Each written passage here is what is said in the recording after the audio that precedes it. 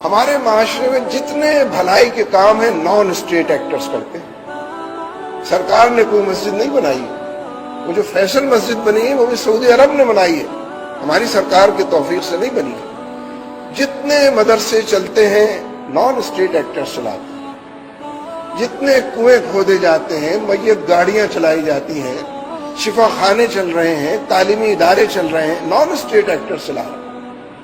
State actors کے ghost school آپ کو ملیں گے، اساتذہ اس کے اندر موجود نہیں، یعنی کم از کم 3-4 دائرے تو ایسے ہیں۔ مثلا صحت، اسٹیٹ ایکٹر صحت نہیں فراہم کریں، نان اسٹیٹ ایکٹر صحت فراہم کریں، صحت کی سہولتیں، علاج کے ذرائع کچے پکے جو بھی میسر ہے، صحت کے دائرے میں، تعلیم کے دائرے میں اسٹیٹ ایکٹرز کا کوئی رول نہیں۔ اور اب نوبت بھیجا رسید، واحد کام جو حکومتوں کے ذمہ تھا کہ تم ٹیکس لیتے ہو، ہمارے جان مال کی حفاظت کرو، اس ریاست یا اسٹیٹ ایکٹر اس سے بھی بری ذمہ ہو گئے ہیں، لہذا پرائیویٹ گارڈز کی کمپنیاں کھل گئی ہیں۔ آپ کو جان عزیز ہے، ایک گارڈ گاڑی کے اندر رکھے، مزید جان عزیز ہے، ایک گارڈ اپنے گھر کے اوپر رکھے، ایک گارڈ اپنے دفتر کے اندر رکھے، اس لیے کہ اسٹیٹ ایکٹر جو ہے یہ کام نہیں کر سکتے۔ جب سارے ہی کام نان اسٹیٹ ایکٹرز کرتے ہیں تو پھر جہاد بھی نان اسٹیٹ ایکٹرز نے شروع کر دیا۔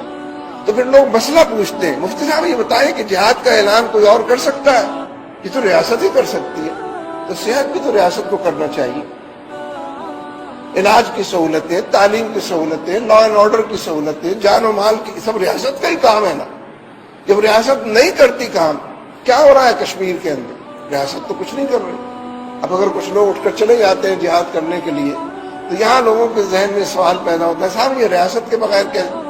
ریاست اگر معاشرے میں بگاڑ پھیلائے، فحاشی اور یعنی بے حیائی پھیلائے، ریاست پورے معاشرے کے اندر لوگوں کو چوریوں کا یعنی ٹارگٹ کلنگ ریاست کی سرپرستی میں ہو رہی ہے، مجال نہیں ہے آپ ذرا کسی کو مار کر دیکھیں، فوراً پکڑے جائیں گے آپ، چاہے کتنے کچھ ہوا، جب تک کہ ریاست کی سرپرستی حاصل ہو۔ اس لیے میرے دوستو، اس مسجد کی تعمیر ہو یا نیک اور بھلے کاموں کی جتنی بڑی اور طویل فہرست ہے، یہ سب نان اسٹیٹ ایکٹرز کا